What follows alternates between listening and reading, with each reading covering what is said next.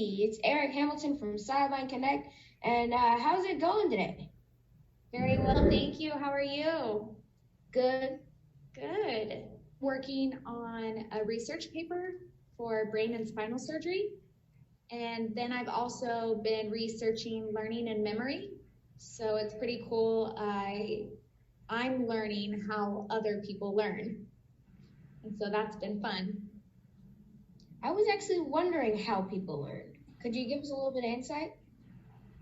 Absolutely. So with learning, a lot of the times it's repetition. But also our brain wants to remember things that are important and things that might be more likely to keep us alive. So this is a fun fact that's really interesting. So my dad practices meditation in the mornings. I struggle with it, but do you have any advice to relax my mind and focus?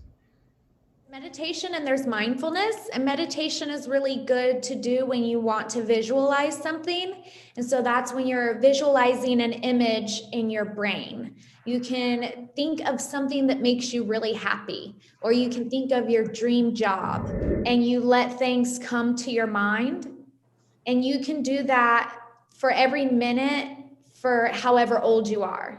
So if you're 11, try it for 11 minutes. And that might be easier for you to do rather than doing it as long as your dad does in the morning.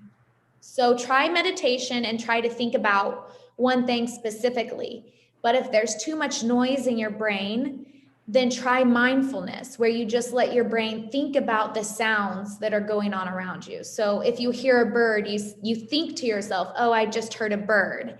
And then you let that go. And then maybe you hear the AC or the heat kick on, and you think, oh, I just heard the AC. Or if you hear your mom or dad saying something, you think to yourself, oh, I just heard my dad.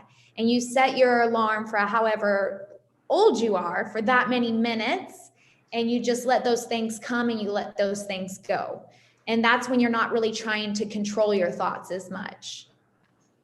Yeah, my brain just wanders throughout the day. I can never get it to stop thinking. So, I heard that you recently rescued a bird by removing the hook from its mouth. Can you talk and explain the process and how you felt on doing that? Yes.